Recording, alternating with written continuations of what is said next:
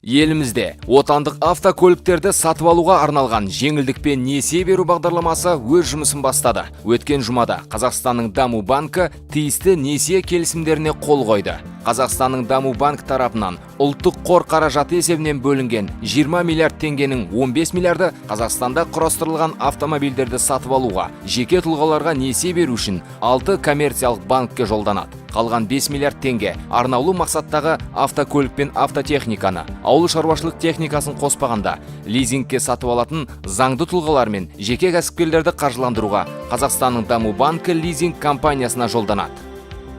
15 миллиард теңге банк тарапынан 20 жылға бөлінеді. Себебі несие беру мерзімі 5 жыл болғанмен, бағдарлама бір реттік қана емес, үздіксіз жүзеге асып отырады. Банктер несие өтемінің қайту көлеміне сәйкес қарыз алушыларды қайта қаржыландырады.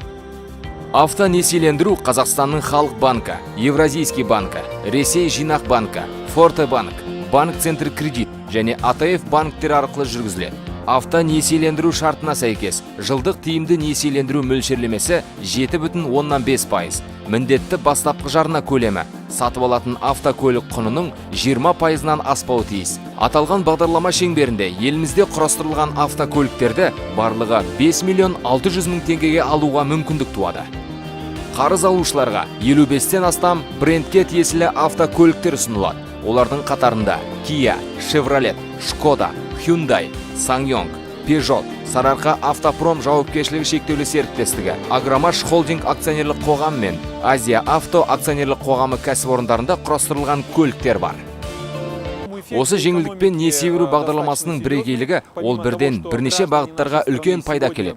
Автопромға қолдау көрсетсе де, ақыр аяғында одан тұтынушылар жеңеді.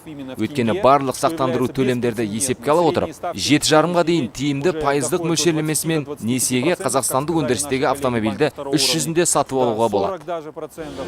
Заңды тұлғалар мен жеке кәсіпкерлердің лизингке арнаулы мақсаттағы автокөлік пен автотехниканы сатып алу мерзімі 3 жылдан 5 жылға дейін. Жылдық атаулы сыйақы мөлшерлемесі 4%-дан аспайды. Қаржыландыру валютасы теңге. Лизинг бойынша бастапқы жарна көлік құнының 30%-нан аспайды. 6 айға дейін негізгі борышты төлеу бойынша жеңілдік кезеңіне қол жеткізуге болады.